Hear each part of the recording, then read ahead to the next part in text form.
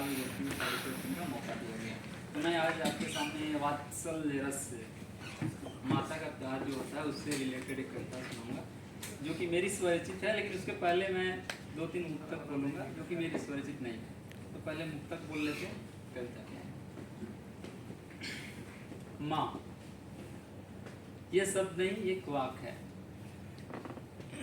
तो इससे रिलेटेड मैं एक मुक्तक पढ़ रहा हूँ कि रिश्ते में कोई छोटा या बड़ा नहीं होता, रिश्ते में कोई छोटा या बड़ा नहीं होता, लेकिन मेरे माँ के बराबर कोई और खड़ा नहीं होता।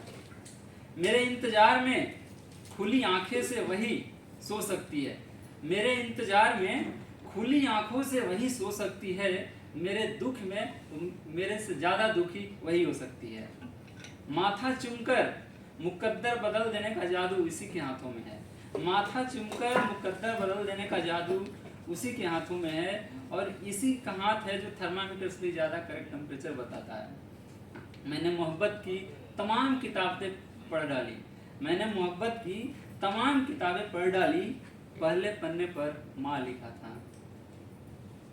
वो मुझ पर तब से जान देती है, वो मुझ पर तब से जान देती है जब मैं प्रेगनेंसी के स्क्रिप्ट पर लकीर बन के दिखा था।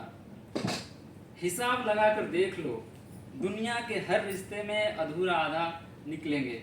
हिसाब लगाकर देख लो, दुनिया के हर रिश्ते में अधूरा आधा निकलेंगे। एक माँ का ही प्यार है जो औरों से 9 महीना ज़्यादा निकलेंगे।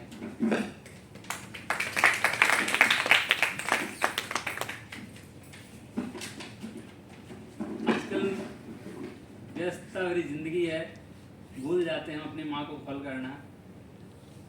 कॉल भी आता है माँ को, तब नहीं रिसीव करते हैं कि मीटिंग में है। तो उस पर मैंने कुछ लाइनें लिखी थी कि इधर कॉल करने का वक्त नहीं था और माँ के पास वक्त कम था। वो हॉस्पिटल में एडमिट थी, मरने से पहले एक बार अपने बच्चे को कॉल से बात करना चाहती थी, बट बेटे के पास वक्त नहीं था। तो हम कभी कभी अपनी माँ को टाइम देना चाहिए, कम से कम सप्ताह में एक बार बात कर लेनी चाहिए। तो एक और मुक्तक मैं जस्ट बोल देता हूँ कि आज भी मेरी माँ को गिनती नहीं आती है, आज भी मेरी माँ को गिनती नहीं आती है, जब मैं एक रोटी मांगता हूँ तो 2 लेकर आती है। तब चलिए मैं अपनी कविता की बताता हूँ कि मैंने लिखा हूँ। वो कविता का शीर्षक है कोई मोल नहीं है, मेरी स्वरचित कविता है। लाख बेशकीमती चादरें खरीद लो, लाख बेशकीमती चादरें खरीद लो, लेकिन माँ के उस मैली आंचल का कोई मोल नहीं है। करोड़ों रुपए कमा लो, करोड़ों रुपए कमा लो, लेकिन घर से लौटते वक्त जो माँ 11 रुपए का शगुन देती है उसका कोई मोल नहीं है। कितने भी महंगे रेस्टोरेंट में जाकर खा लो, कितने भी महंगे रेस्टोरेंट में जाकर खा लो, लेकिन माँ द्वारा भेजी गई उन बासी व्यंजनों का कोई मोल नहीं।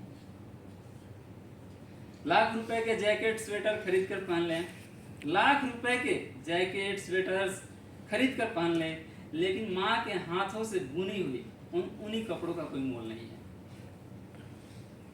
करोड़ों रुपए खर्च करके, लाखों रुपए खर्च करके आप अपना मेकअप करवा लें, लेकिन माँ के उस काजल के एक छोटे से टिक्के का कोई मोल नहीं है। हम कितना भी खर्च करके अपना हेयर स्टाइल चेंज कर लें, सेट कर लें, बट माँ द्वारा बनाए गए उस गोल जूड़े का कोई मोल नहीं है।